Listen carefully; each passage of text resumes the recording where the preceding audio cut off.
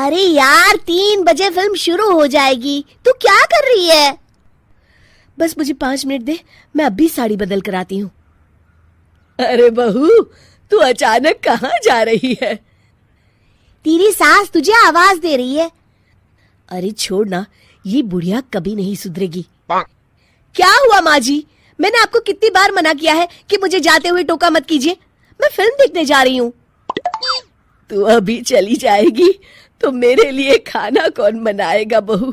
सुबह से भूखी बैठी हूँ। अरे माँ जी, आप कौन सा घर का काम करती हो जो आपको भूख लगी है? अच्छा, मुझे देर हो रही है, चलना रीटा। अंजलि के जाते ही सीता देवी अपनी किस्मत को कोसते हुए सारा दिन घर में भूखी बैठी रहती है। इस तरह अंजलि अपना बहू होने का कर्तव्य कभी नहीं निभाती थी। वहीं दूसरी तरफ अपनी सास के खाते से पैसे निकाल के अपने शौक पूरे करती थी। लेकिन सीता देवी इस उम्मीद पर थी कि एक दिन उसकी बहू सुधर जाएगी। फिर एक दिन सीता देवी की जुड़वा बहन गीता देवी वहां आती है। अपनी बहन को घर के काम करते हुए देख गीता देवी आग बबूला हो जाती है। अरे ये सब यहाँ क्या चल रहा है सीता? तेरी बहू कहाँ है जो तू घर के काम कर रही है? सीता देवी भावुक होकर रोने लगती है। अब तुझसे क्या छुपाऊं?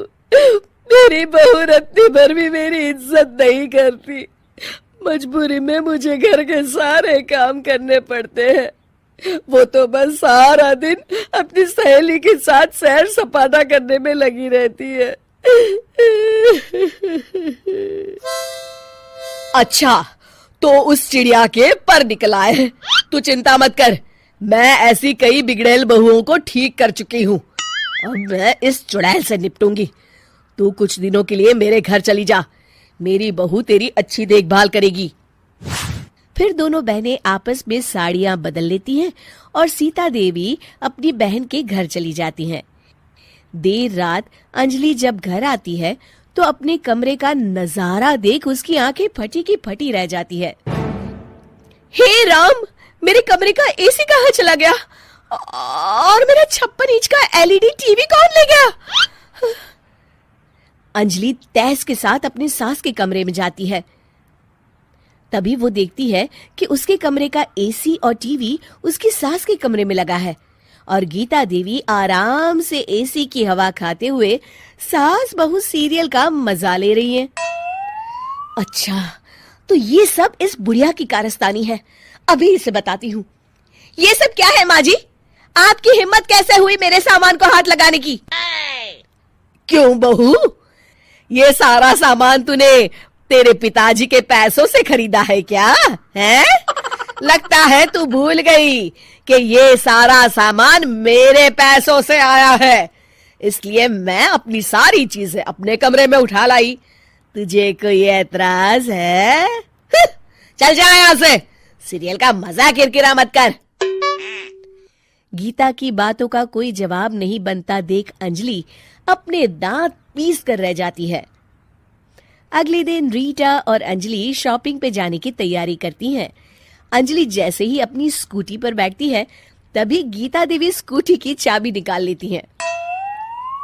अरे, ये स्कूटी कहाँ लिए जा रही है? ये भी मेरी कमाई की है। माँ जी, ये तो आप हाथ कर रही हैं। मैं बाहर पैदल जाऊंगी क्या? हाँ, पैदल जा। वैसे भी तुझे घूमने का शौक है, मुझे नहीं।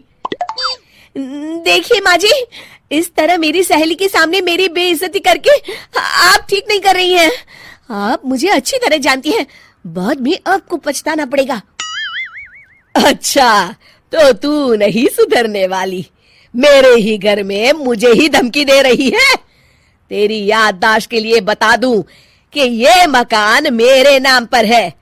अब तू देख, मैं आज ही अपने बिल्लू वकील को बुलाकर ये सारी जायदाद अनाथालय को दान कर देती हूँ, फिर तुझे एक ढेला भी नहीं मिलेगा।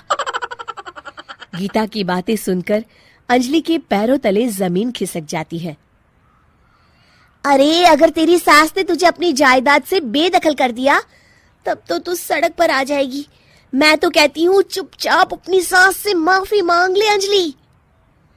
हाँ, तो बिल्कुल सही कहती है, मेरी सास का कोई भरोसा नहीं है। अरे नहीं नहीं माँ जी, ऐसा गजब मत करिए।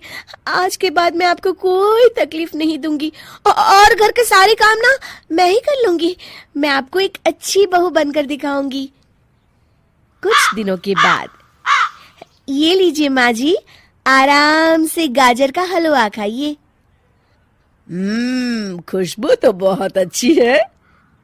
हाँ माँ जी, वैसे मैंने सब काम कर लिया है, तो मैं आपके पैर दबा दूं? आप आराम से हलवा खाइए। इस तरह गीता देवी अंजलि को सही रास्ते पर ले आती हैं और सीता देवी वापस अपने घर में आकर रहने लगती हैं।